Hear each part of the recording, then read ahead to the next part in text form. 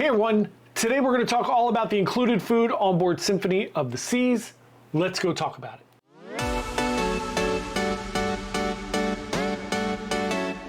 Hi there, John here from Byte Size Cruises. Welcome to the channel. Today we're going to talk all about your included food options on board Symphony of the Seas. I recently sailed on a 7-day voyage on Symphony. It's my third time on Symphony. I'm going to be back on there in a few weeks again.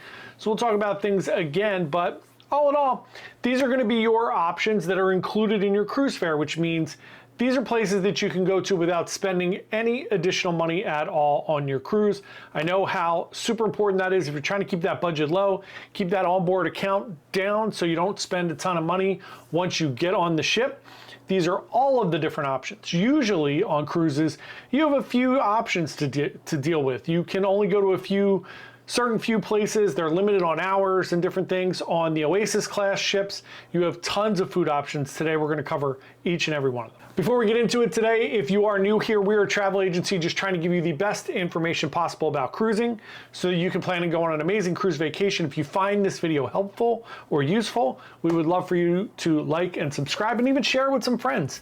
So again, we're going to talk all about the included food options. First up, let's talk about the Windjammer Cafe. This is the buffet on board the ship. There are an enormous amount of selections when you go into any buffet on any cruise ship. I do find that on these Oasis class ships, for the size of the ships, the buffet is on the smaller side. On some of the smaller ships, I feel like the buffet is huge. On this particular ship, the buffet is not huge. However, there are a ton of choices. I never found it overwhelming. I don't eat a ton in the buffet normally on a cruise, and I think that's especially true on Oasis class ships. There are just so many other places to grab and get some food where I don't feel like I need to go to the buffet as much. But the buffet has a ton of options. If you like, first of all, I love breakfast at the buffet. You can just grab things, sit down, and get in and out quickly. Lunch at the buffet is great.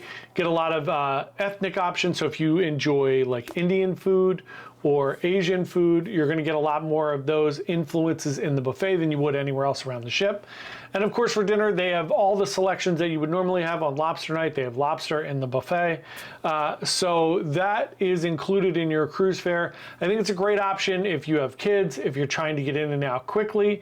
However, I will say if you go at peak times, like maybe 9 o'clock, 9:30 in the morning, if you go around noon for lunch, and if you go around 6 or 7 o'clock for dinner, it's going to be crowded. It's just the way that it is. As long as you're okay with that and you can deal with the lines, you are going to be good to go. Next up, let's talk about the main dining rooms. The main dining rooms are on 3, 4, and 5. They are obviously beautiful dining rooms on board the ship. It has that classic cruise ship feel to it. Big chandelier in the middle, sprawling, beautiful, huge dining rooms. Look, the dining room experience is included in your cruise fare. However, it is still a long experience. If you're looking to get in and out of somewhere quickly, the dining room is probably not your best bet. However, let's get into the food there. So you can go there for breakfast and dinner, and on certain days you can go there for lunch, especially on sea days. So again, your mileage may vary. If you go there at certain times for breakfast or lunch, it's going to be very crowded. If you go there for dinner, it's going to be the same experience every night, depending on your cruise. If you have early dining, late dining, or my time dining, or the third middle dining now that they have, you are going to experience pretty much the same pacing every night. You're going to sit with the same people at the same table, have the same waiter and maitre d', assistant servers, and you will have pretty much the same experience. The menu does vary throughout your cruise. There are different specialty evenings like Italian night, Asian night, lobster night, right? All the different things. So I found the food in the main dining room to be very good. However, I always try to kind of temper with, I always think the food is good. It's perfectly fine for food that's included in your cruise fare. It does take a little bit longer in the main dining room. And remember, when you are in the main dining room, they are mass producing food for like 500, 600, 1,000 people at a time. So imagine it's similar to like going to a wedding, right? You're going to get things that might not be piping hot all the time. Sometimes it will be, sometimes it won't be. Sometimes you're going to get things that are lukewarm, but I always find the food to be good. The portion sizes are good. You can ask for more of different things. I've never had a problem saying like, hey, I didn't like this. Can I get something different? Or can I get multiple appetizers, multiple desserts, different things like that. All of the food I ate was great. Lobster night was wonderful. They had baked Alaska one night for dessert. So they do have these great specialty items. I had risotto one night. It was excellent. Arancini. All of the great things, and I always find breakfast to be great in the main dining room.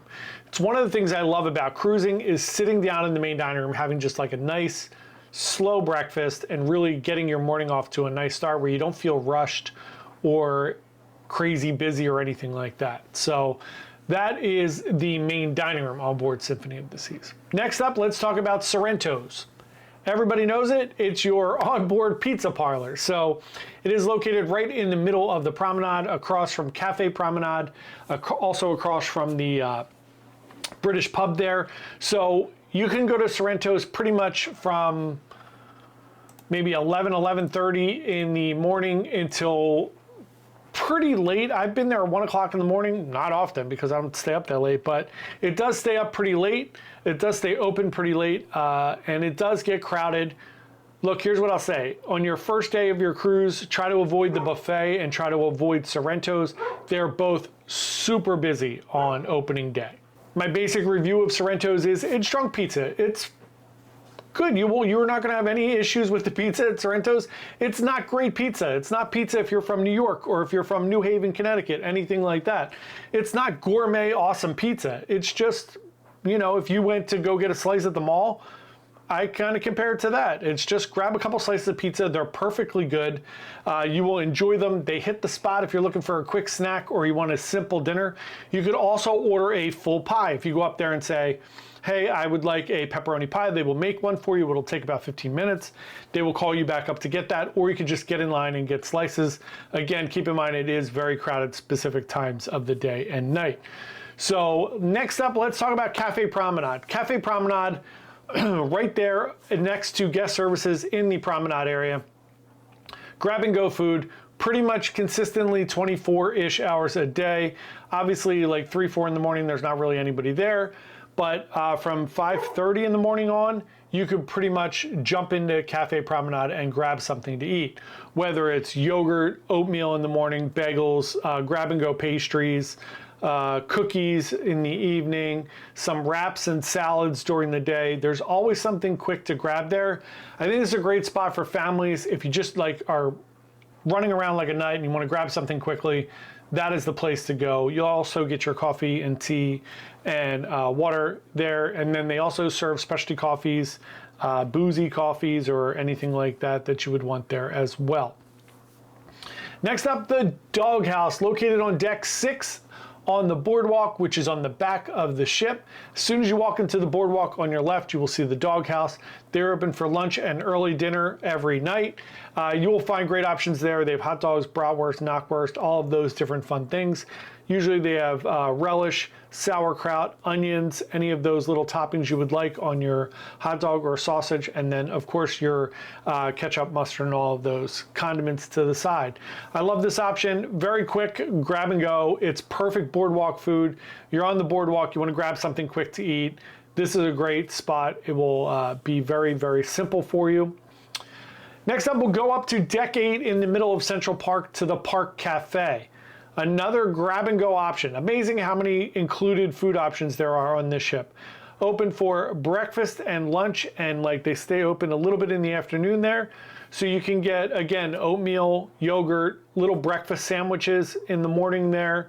Lots of like fruit and different options like that. Bagels, they have a bagel bar. Then for lunch, you're gonna get your roast beef sandwiches, your grab and go salads, some paninis, and some different salad options. I think it said salad, and soup you can get there for lunch, early dinner. So I feel like wherever you're at on the ship, and this is very unique to the Oasis class and Royal Caribbean, you can find something that you don't have to pay for food, which I think is a huge thumbs up for them. Next up, let's go all the way back up to the top area of the ship. Next to the Salarium, inside the Salarium, you have the Salarium Bistro. This is a great option. A little bit of healthier fare there, like your Mediterranean food. So you're gonna get a little more hummus, salads, different things there. Of course, they have desserts and other options as well. They have noodle bowls up there for lunch and dinner. You can get great food up here for lunch and dinner. And on embarkation day, they have lobster in the Salarium Bistro. So great options. Again, in the morning, breakfast, lunch, and dinner in the Salarium Bistro. Go check it out. Again, another place, if you're on the opposite side of the ship as the buffet, you can grab some food at the Salarium Bistro. Next up, Johnny Rockets, and it's only for breakfast. Johnny Rockets on deck 6 on the boardwalk, right across from Playmakers in front of the Aqua Theater. Johnny Rockets has included breakfast every single day. So if you go there, just grab some breakfast, get in line, you sit down pretty quickly and you will get some food, and the breakfast is the same that you would get in the main dining room.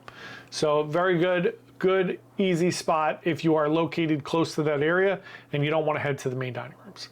And then last but not least, included option LLo Fresh, which is your Mexican grab-and-go food. You can grab tacos, burritos, chips and salsa, queso, all of those fun options, quesadillas. It is included in your cruise fare. Go grab some of that. They also have like a little salsa bar up there. That is located right next to where the sports deck is. So you're gonna see like the basketball court and all right in front of you, the ping pong area, the team nightclub, all right there. Those are your included food options on the Symphony of the Seas. That is a tremendous amount of included food. Let me know if you have a favorite in the comments below. Thank you so much again for watching. Sorry about my dog barking. Really appreciate it, and we will see everyone tomorrow. Thanks, bye.